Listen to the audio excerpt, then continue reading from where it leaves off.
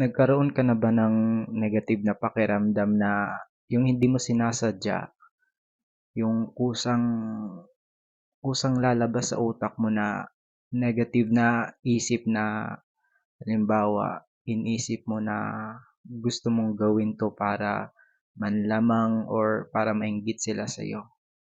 Dumating ka na ba sa gano'ng pakiramdam, sa isang sitwasyon na gano'n yung naiisip ng utak mo or gusto mong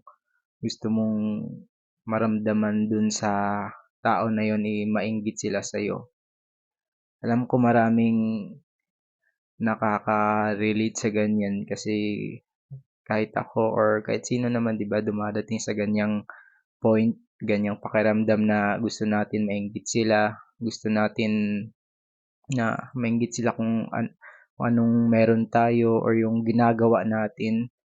Kaya minsan yung ginagawa natin mas binibigyan natin ng mataas na effort para mainggit sila. Dumating ka na ba sa ganyang pakiramdam or ganyang parang ginagawa mo or hindi naman siya intention, parang bigla lang na, sumabay sa matinding emosyon mo na ganyan?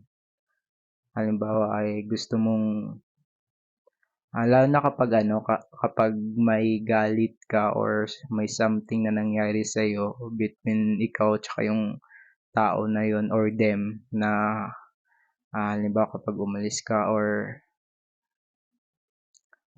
ta's may gagawin ka, tapos, 'di ba ngayon ina-upload na yung mga ginagawa natin ina-upload na sa social media. Gusto gusto natin na maipakita sa kanila na angat din tayo or mas mataas yung level natin sa kanila.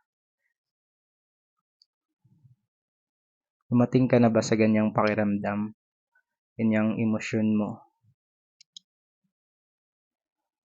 Wala naman sigurong masama na maramdaman mo 'yan, parang gusto mo silang, mainggit, lalo na kapag may ginawa silang hindi mabuti sa'yo. Wala naman sigurong masama din kasi normal 'yan bilang tao na nangyayari ka sa ganyan, nararamdaman mo, naisip. Ang masama lang, yung gagawin mo talaga na na, ah, gagawin mo siya para mainggit sila. Yun yung masama na dun.